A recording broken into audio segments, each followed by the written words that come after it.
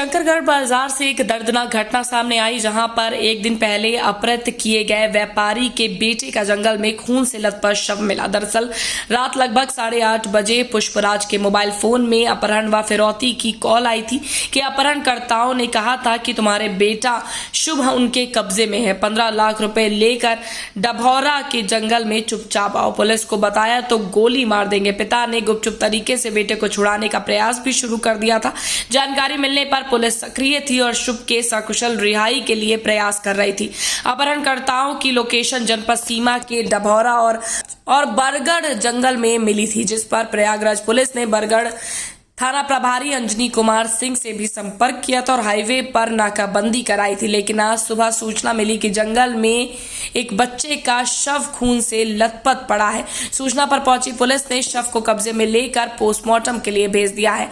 शंकरगढ़ के सदर बाजार निवासी पुष्पराज के सरवानी उर्फ विक्की का बेटा शुभ के सरवानी शनिवार की सायकाल लगभग 4 बजे घर से निकला था और फिर लौटकर घर नहीं आया था।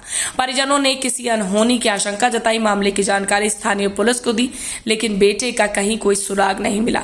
इस बीच पिता के मोबाइल पर एक अज्ञात नंबर से फोन आता है, जिसमें 15 लाख की डिमांड की गई।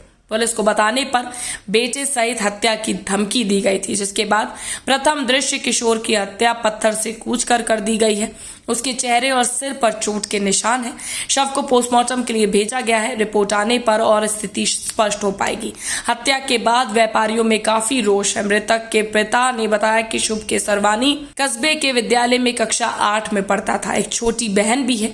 घटना की जानकारी देते हुए प्रयागराज पुलिस कमिश्नर रमित शर्मा ने बताया कि 2 आरोपियों को मुठभेड़ में गिरफ्तार कर लिया गया है। आरोपियों से पूछताछ की जा रही है। तो उस दिन उसको मौका नहीं मिला तो देर के मारे छोड़ गया घर, और ये बताया भी नहीं हमसे कि हम वहाँ गए थे। ये कल व्यापारी का माल आया, पूरा एक माल अंदर पूरा रखवाया है। उसके बाद जब हमको देखा तो धीरे से 9-2-11 हो गया। तो भाई जिसे चला गया अपना आ जाएगा, रोज इतना घंटा 2 घंटा खेलेगा, चला आ जाएगा। तो वो बंदा ड्राइवर का भाई मेरे सामने गया, उसके साथ एक लड़का, मेरी नज़र से नज़र उसकी मिली है। जब फोटो कल सर हमको दिखाया, हमको ये तो ड्राइवर का भाई है हमारा। तो गया तो उसके बाद मैं व्यस्त हो गया, कोई पता ही नहीं। जब 7 बजा और मतलब मामा जी कहा तो पेमेंट भेजना, तो हमारी आदत हम घर में सबको भेज देते पैसा। तो काफ़ी देर हमको पैसा भेजा आवा, तो हम इसके पास खुद गए पहुँचाने। कोई काफ़ी दूर गया, सारा घर नहीं आया। तो मिसेज हमारी फ़ोन की सुबह को पता है, तो हम बिटिया के पास फ़ोन लगाए कि बेटा थोड़ा देखो कि हाल में कहीं सो तो नहीं रहा है, कहीं पापा हम सगा रेट है कहीं है। और संयोग से एक मित्र का फ़ोन आया, बात हो रही थी, तो इसका कि मतलब कि किडनैपर का 3 बार फ़ोन आया। तो भैया 2 मिनट रुको यार, किसी का फ़ोन आ रहा है। 3 बार आया, अब उसको रिसीव करना चाहिए, तो कट गया। तो हमने उसको 2 बार पलटा फ़ोन, तो फ़ोन उसका भी व्यस्त आ रहेगा। फिर वो पलटा मेरे पास कि ये नंबर शुभ से मिला है, हमको बताइए भैया क्या बात है आपको। तो कहीं मैं डभौरा जंगल से बोल रहा हूँ, हमको डभौरा जंगल से बोल रहे थे। बोलिए आप। तो कहीं शुभ हमारे पास है और हमको 15 लाख रुपए चाहिए कैश, नहीं तो बच्चे को गोली मार देंगे। इतना कहते हमारे जीव पूरा जुड़ा, तुरंत फ़ोन काट दिए। अपने भैया के पास गए, उन्हें सारी बात बताई, तुरंत इसको सामने लगे, मतलब तुरंत तत्काल कार्रवाई चालू होगी। और डभौरा में थोड़ा सा ससुराल है हमारा, तो वो थोड़ा सा पहुँच वाले में, तो वो अपने स्तर से पनवार थाना, हर थाना मतलब लेके अपने सर्च में लग गए वो। और ड्राइवर मेरे टच में था कि भैया उससे पूछे यार, हमको थोड़ा सा शक हुआ ड्राइवर के साले के ऊपर। तो हमको यार ये बताओ कि मोनू कहाँ है। लेकिन भैया मोनू तो घर पे है, सो रहा है। तो बातें खत्म हो गई। फिर ड्राइवर 6 बार फ़ोन मेरे पे लगाया, मैंने फ़ोन उससे बातें तो काट दिया। फिर उसके बाद मैं फ़ोन लगाया कि भैया कहाँ हो। जब सर ने फ़ोटो दिखाया कि ड्राइवर को पहले थामो, तो मैं गाड़ी के पास भाग के गया। तो कि इसको मैं फ़ोन लगाया फिर कि यार कहाँ हो लोग ना, कि भैया हम घर में हैं।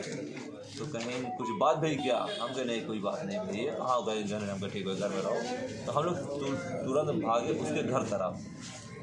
तो फ़ोन वो फिर किया कि यार भैया का बात भाई कुछ बताओ। वह थोड़ा सा अपने हिसाब से अब रोवा तरह का सत्यता है, वो तो प्रभु जान रहा है। फिर भैया कि का हमको बता कि सुख को किसी ने किडनैप ले लिया, पैसा मांग रहा है, गोली मारने की धमकी दे रहा है। बस मैंने उसका भाई का नाम उसको नहीं बताया कि वो इन्वॉल्व है।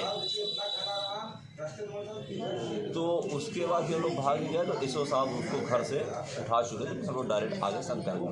तो इसो साहब फिर गए, फिर बातचीत किए। तो किस हालत में मिला आपका बेटा बेटा जंगल में? सुबह आज मिला, किस हालत में? मरा हुआ मिला।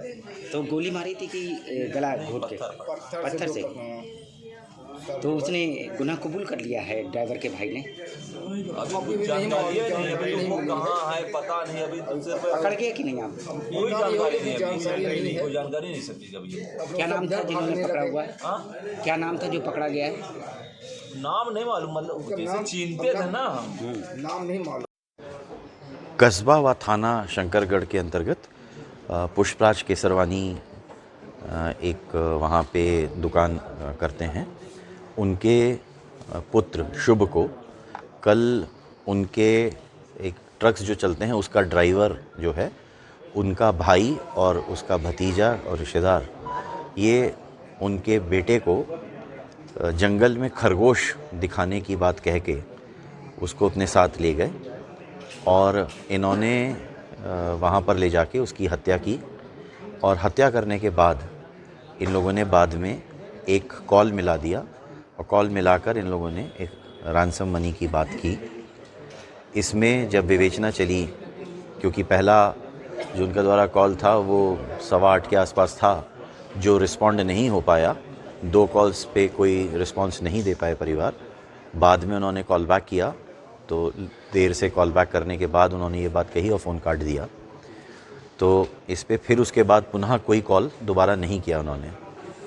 इसकी टेक्निकल एनालिसिस और अन्य सूत्रों से जानकारी करते करते फिर जो व्यक्ति है गणेश, इस तक पहुँचे और गणेश के साथ में मिलकर रात भर कॉम्बिंग हुई।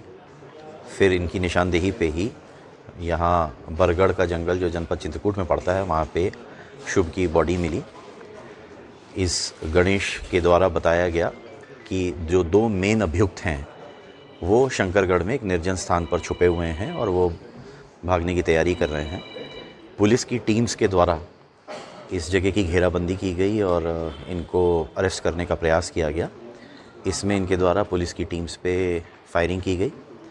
जवाबी बचावी कार्रवाई में, अपने को बचाने की कार्रवाई में पुलिस की टीम्स ने जो फायर किया उसमें इन 2 व्यक्तियों के पैर में गोली लगी है, जिन्हें अस्पताल के लिए रेफ़र किया गया है। मुठभेड़ में एक सिपाही हैं सागर देवरिया शंकरगढ़ थाने के, वो भी चोट लगी है उनके। और इनके पास से 2 पिस्टल्स, 4 कारतूस, बिना नंबर की मोटरसाइकिल और जो फ़ोन इस्तेमाल हुआ है वो रिकवर हुआ है। और विवेचना से संबंधित अन्य कुछ चीज़ें रिकवर हुई हैं, जैसे जो शर्ट इन्होंने यूज़ की थी और उसको धोने का प्रयास किया, वो शर्ट, अन्य कई विवेचना से संबंधित अन्य चीज़ें इनके पास से रिकवर हुई हैं। इसमें अभी इनको उपचार के लिए अस्पताल रेफ़र किया गया है और अभी गहन विवेचना इस संबंध में की जा रही है कि इनके द्वारा जो है वो क्या दुर्भावना थी, क्या मन में दुर्भावना थी या